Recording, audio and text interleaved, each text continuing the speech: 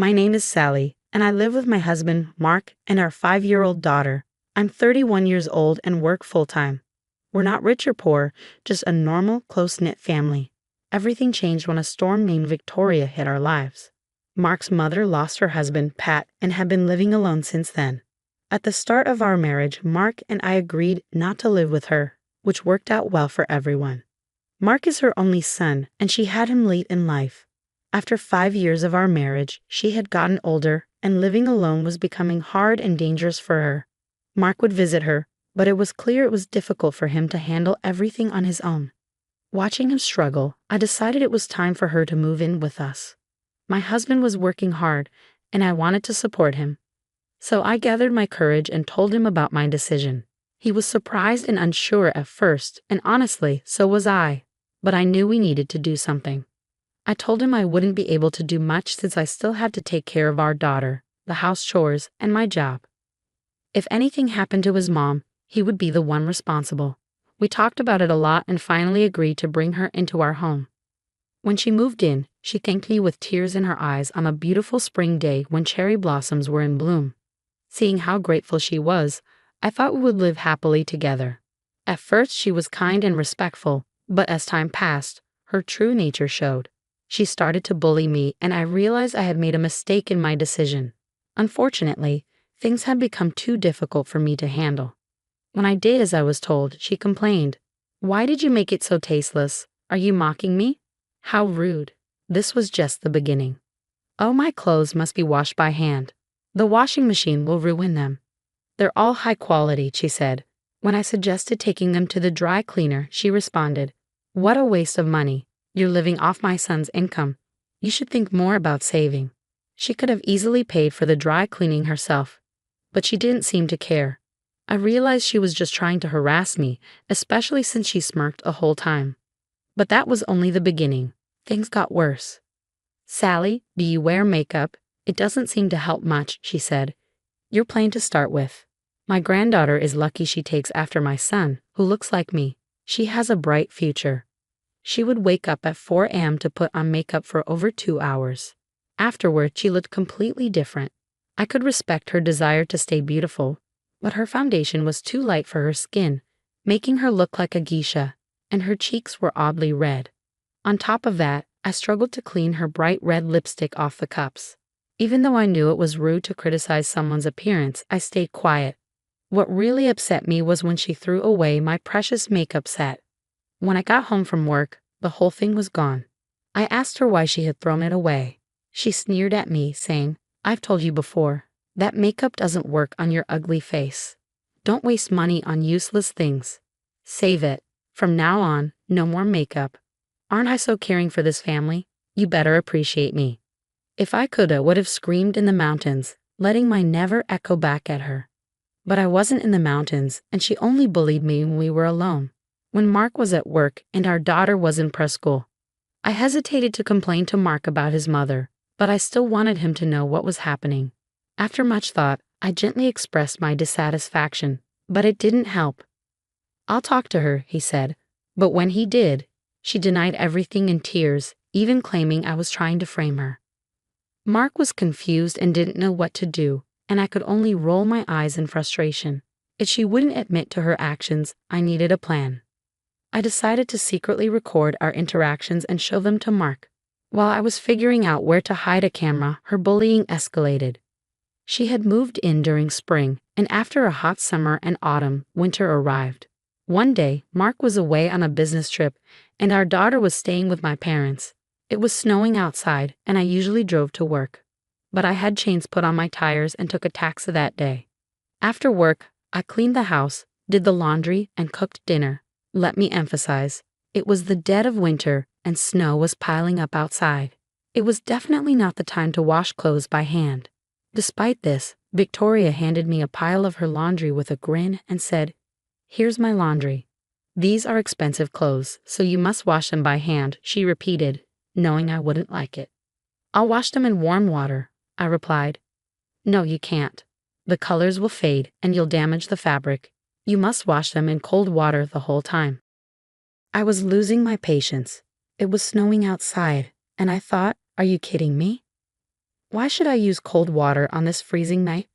If you care so much, do it yourself. I finally yelled at her. If you care so much, do it yourself. How dare you? I'm elderly and you're seriously suggesting I wash these in cold water myself. I want to ask if you're serious. I am always serious, I shot back. Her face turned red with anger. She wasn't expecting me to talk back. I wasn't backing down either. Why don't you go outside and check for yourself? You've been warm inside all day, so you don't realize, do you? It's snowing a lot and unbelievably cold out. The hell? You're telling me to go out in the cold? You're terrible. What about you? You demand that I use cold water in this freezing weather. We argued back and forth. I was determined to stand my ground. I felt bad for Mark, but I couldn't continue to be a good wife if I had to keep living with her. I was glaring at her when she suddenly grabbed my hand tightly and dragged me. I was shocked by her strength, which made me question her age. Before I knew it, she had pushed me out the front door. As I stood there, realizing what had just happened, I heard the door lock behind me. No need for a daughter-in-law like you. Get lost, she shouted. This is my house. You're the one who should leave. I screamed, but it was useless. She was determined to lock me out, ignoring my banging on the door. I was in distress, not sure what to do next. I wasn't wearing a coat, and I didn't have my daughter with me. Thankfully, my phone was in my pocket. I called Victoria, but even though I could hear her phone ringing inside, she didn't answer. I tried calling Mark, who was supposed to return from his trip that night, but he didn't pick up either. I had no choice but to text him. I got locked out of the house by your mom. I'll get hypothermia in the snow. I'll wait for you at a diner nearby. With that, I started walking in the snow. I thought about calling 911, but I didn't want to make a big scene. I was sure Victoria would make up some excuse to make me look bad. It seemed better to just wait at a diner. I wrapped my arms around my freezing body, my breath forming clouds in the cold air. The snow kept falling, piling up on the ground. There were no cars or bikes passing by. It was nighttime, and the streets were empty. I kept moving forward through the quiet darkness. When I finally reached the diner, I couldn't believe my eyes. Closed due to the snowstorm. The place I had hoped to find refuge in was closed. What a night. I decided to head to the police station instead. Rather than calling and waiting for them to come, I kept walking, feeling a sense of despair as the snow fell heavily around me. The tips of my fingers and toes were going numb. When I checked the time on my phone, I realized it had been an hour since I'd been thrown out. I tried calling Victoria again, but she still didn't answer. As I walked briskly through the transformed landscape, I suddenly stopped. I thought I heard something. I realized I was at the beginning of a bridge that crossed over a river. I listened carefully. Help? I heard it clearly this time. I ran toward the voice and looked down from the bridge, which wasn't very high. To my surprise, I saw someone, an old lady, lying in a shallow part of the river, calling for help. I ran down the bank as fast as I could and into the river. The icy water pierced my feet and legs, turning the coldness into pain, but I kept moving toward her. Are you all right? I asked. Help me, I can't move. I'm so cold, she replied weakly. Stay with me, I said, trying to keep her awake. She must have been relieved to find help because she leaned against me and then passed out. I panicked. My feet and legs were frozen and I couldn't move as I wanted to. Someone help us, I cried up desperately. Just when I thought my calls would go unanswered, I heard a man's voice. Oh my God, are you okay? Then I saw Mark rushing toward me. The moment I saw him, I lost consciousness. When I opened my eyes again, I saw a white ceiling. Honey, are you awake? Mark's concerned face hovered over me. He told me I was in the hospital. After he pulled the old lady and me out of the river, he called 911. It had been the night before, and I had been sleeping since then. Your business trip? I asked. When you called me, I was still on the plane. I called you back as soon as I landed, but you didn't pick up. There was a long line for a taxi, so I took a train and was just walking back when I saw you going into the river. What luck, I said, relieved. I panicked, thinking you were trying to throw yourself into the river, he admitted. Well, it seems the old lady did, though. Mark told me she had tried to commit suicide because she was depressed about her life. When she hit the freezing water, the shock brought her back to her senses and she tried to get out, but her body was so cold and frozen that she couldn't move. If she hadn't been found when she was, she might not have made it. Knowing she survived brought me some relief, and I began to feel drowsy again. Sleep, you must be exhausted. Take a good rest, Mark said gently. His kind words, along with the warmth of the hospital room, reassured me, and I slowly drifted off to sleep. Despite my anger at Victoria, I stayed in the hospital for a few days, recovering my strength. When I finally returned home, I froze at the front door, dreading what I might find. Victoria hadn't shown her face once while I was in the hospital, and of course, she hadn't apologized. She had locked me out in the snow and nearly killed me. I knew I couldn't live with her anymore. With a heavy heart, I opened the front door. As soon as I stepped inside, I was shocked to see Victoria standing there. "I'm very sorry, Sally," she said, her voice catching me by surprise. "Pardon me?" I asked, stunned. She continued, "I didn't imagine things would turn out like that. I sincerely regret losing my temper and kicking you out. Please forgive me," she begged, tears in her eyes. I couldn't believe it. She had always been so condescending, always looking down on me. No matter what, she had locked me out in the snow. I was deeply skeptical. It seemed too crazy to believe there wasn't a catch. I looked at her with suspicious eyes. "What would you do if I said I can't forgive you?" I asked. Victoria flinched a little. "I thought you were going to freeze from the cold," and then I cut her off. "Are you telling me you didn't know what could happen if someone was locked out in a heavy snowfall?" "If you say you didn't know, does that mean you're crazy?" Her face turned red as my words sank in. "What did you say?" Victoria shouted. "Just because I apologize, you're trying to take advantage of me? How dare you?" She continued angrily. "Mark said he'd end our living arrangement if I didn't apologize to you, so I had no choice but to obey him. Do you get it? I did what I was told, so it's over now. Get to your chores if you understood." She had taken my little provocation easily, revealing her true intentions. There was no real remorse, just as I expected. People don't change overnight, and someone like her probably never will. As if to prove my point, she started bullying me again right away. "You must wash my clothes in cold water," she demanded. "You must cook only my favorite meals. If it's bad, I'll throw it out." Oh no, there was no saving grace for her. I sighed loudly and turned my face away, thinking, "Honey, what should I do now?" Just then, Mark appeared, standing a short distance away, just out of Victoria's sight. He had been there since the beginning, listening. "Mark, what about your work?" Victoria asked, surprised to see him. "I took the day off to be with Sally," he replied. "Anyway, you're not sorry at all, are you?" "Oh, no. That was just a joke, of course." Victoria tried to cover up her behavior, but it was clear she didn't mean it. "If it was a joke, it wasn't funny at all," Mark said sternly. "I told you to be deeply remorseful for what you did, apologize to her, and never do anything like that again." "I did apologize, didn't I?"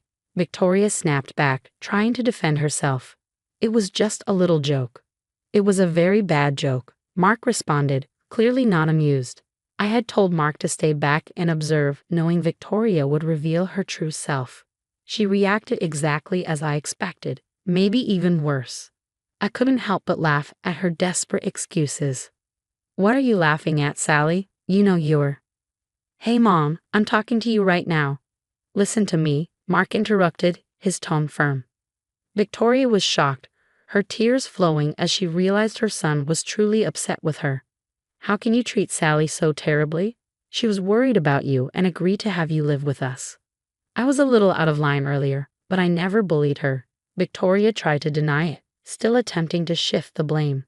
"I just commented on her cooking a few times because I wanted her to know my tastes. I told her to take my clothes to the dry cleaner, but she said it was a waste of money and wanted to wash them herself.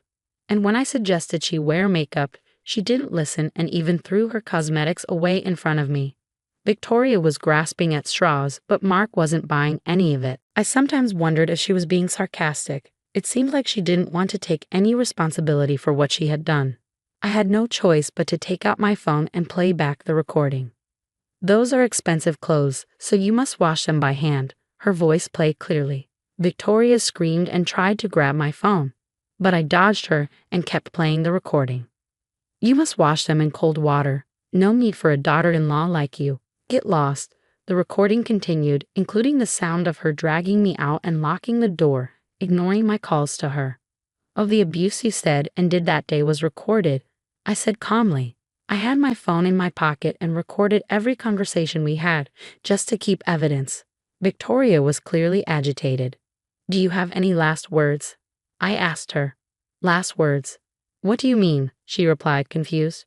This is the end, I said firmly. You trampled on my kindness. I want you out of the house. No more contact. You can live alone. You still have the money from selling your house and your pension. You'll be fine without my support.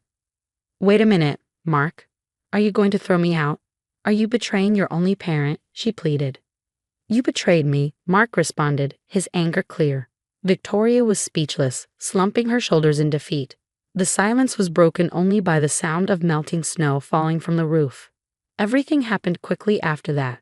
Mark and I packed up Victoria's belongings while she sat there, doing nothing. Her hometown was 2 hours away by car, where she had some relatives, though I doubted they would pay much attention to her now.